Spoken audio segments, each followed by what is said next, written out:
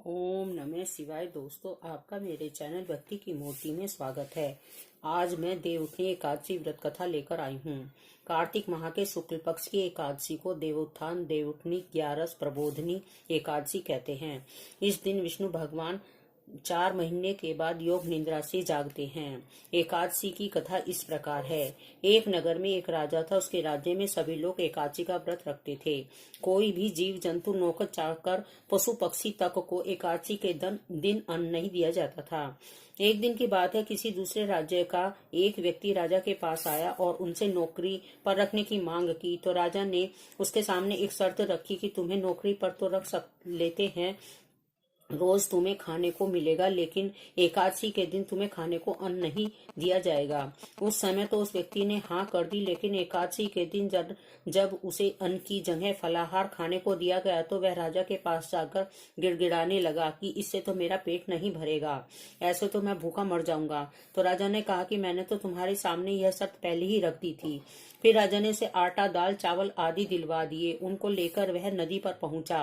वहां स्नान करके भोजन बनाने लगा। जब भोजन बन गया तो उसने भगवान का आह्वान किया और कहा कि भगवान भोजन बन गया है। उसके बाद 15 दिन बाद फिर से एकादशी आई तो उसने राजा से कहा कि मुझे उससे दोगुना भोजन के लिए सामान चाहिए, क्योंकि उस दिन मैं भूखा रह गया था। तो राजा ने इसका कारण पूछा तो उसने बताया कि मेरे साथ भगवान भी भोजन करते हैं।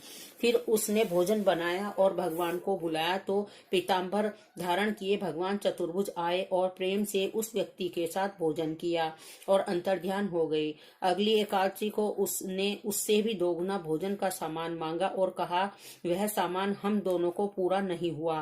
तो राजा को बहुत आश्चर्य हुआ। तो राजा ने कहा कि मैं मान नहीं सकता कि भगवान तुम्हारे साथ खाना खाते हैं।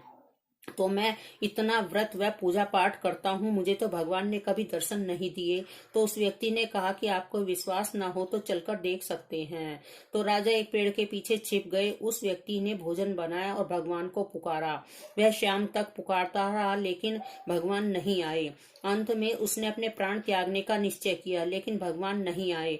तो जैसे ही वह नदी में कूदने लगा तो भगवान ने सोचा कि ऐसे तो यह मर जाएगा। तो शीघ्र ही भगवान प्रकट हुए और बोले, तुम अपने प्राण मत त्यागो। और मैं फिर बैठकर भोजन करने लगे। खा पीकर वे उस व्यक्ति को लेकर अपने विमान में बैठाकर अपने धाम ले गए। तब राजा ने सोचा, व्रत उपवास रखने से कोई फायदा नहीं होता जब तक किसी का मन शुद्ध ना हो। राजा प्राप्त हुआ। उसके बाद राजा ने शुद्ध मन से विधि विधान से व्रत किया और स्वर्ग को गए।